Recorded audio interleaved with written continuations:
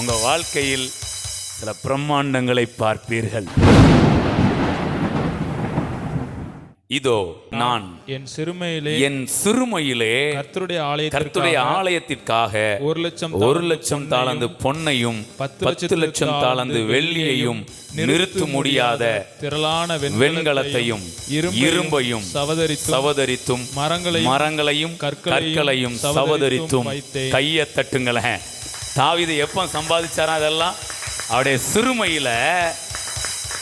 நல்ல கவனிய, இந்த வார்த்தைலாம் நம்ப முடியாத வார்த்தை. தாவீது எவ்வளவு சவதரித்தாராம்? 1,00,000 தாலந்து பொன். அப்படின்னா எத்தனை கிலோ தங்கம்?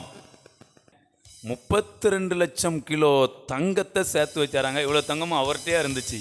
கையை தட்டுங்க. அதான் நான் ஃபர்ஸ்ட் ஸ்டெப் தாவீதுடைய வாழ்க்கையில். தன்னிடத்தில் இருந்த கொஞ்சம் நஞ்சத்தை என்ன பண்ணிட்டாரு? விட்டுட்டாரு. ஆனால் அதை ஒன்றும் குறைபடாமல் என்ன பண்ணிட்டாரு? திருப்பிட்டாரு. ஆனால் ரெண்டாவது ஆஃபில் இன்டர்வெலுக்கு அப்புறமா எங்கெங்கே என்னென்ன இருந்துச்சோ அத்தனையும் தலைவர் சிறுமையின் நாட்களிலேயே அவர் வெற்றி கண்டு தங்கங்களை கொள்ளையாடின பொருளாக. ஏன்னா 1,00,000 தாலந்து பொண்ணு கண்டிப்பாக இவர்கிட்ட இருந்திருக்காது. அங்கங்கே ஃபஸ்ட்டு ஆரம்பத்தில் வெளியிலேருந்து வந்து கொள்ளையடிச்சிட்டு போனாங்க.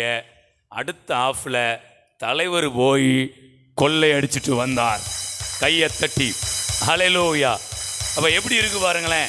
அப்போ ஃபஸ்ட் இதில் அவருக்குள்ளதை காப்பாற்றிக்கிறதுக்கே போராடிக்கிட்டு இருந்தார். தேவ கிருபையினால் மீட்டு கொண்டார்.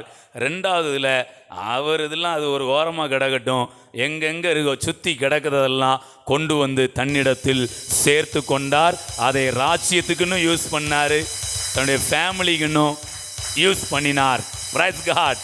1,00,000 தாலந்து பொண்ணுங்கிறது அப்படி படக்குன்னு ஒரு நாளையில் நொடிப்பொழுது. ஒவ்வொரு நொடிப்பொழுதும் கையை தட்டுங்க.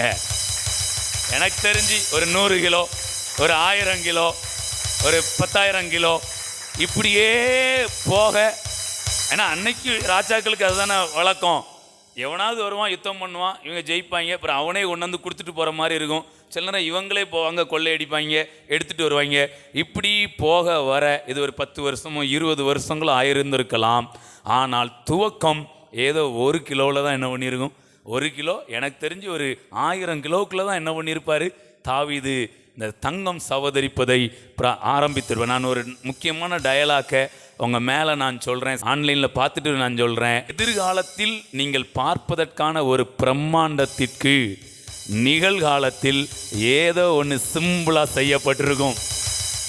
இன்னைக்கு ஒன்று நீங்கள் சிம்பிளாக செய்கிறது தாங்க எதிர்காலத்தில் பிரம்மாண்டமாக இருக்கும். டக்குன்னு யாரும் அப்படி பிரம்மாண்டத்தை என்ன பண்ண முடியாது பார்க்க. இவர் தாவீது அவர் சிறுமை தான், ஆனால் சவதரிக்கிறாரு. எடுத்தோடனே 1,00,000 தாலந்து பொண்ணை என்ன பண்ணி இருந்திருக்க மாட்டார். அப்படியே பார்த்துருப்பாரா? அப்படிலாம் பார்க்கல. ஒரு 100 கிலோ 1000 கிலோ கொண்டு வராரு, சேர்க்குறாரு, கொண்டு வர சேர்க்காரு. சேர்த்தது அப்புறம் எவனும் அதை தொடாத அளவுக்கு என்ன பண்ணிக்கிறார், பராமரிக்கிறார். வந்து பார்த்தா திடீர்னு கடைசியில் ஒரு நாள் கணக்கு போட்டு பார்த்தா உட்காந்து எடை போட்டு பார்த்துருக்காங்க. வர கையை தட்டுங்க.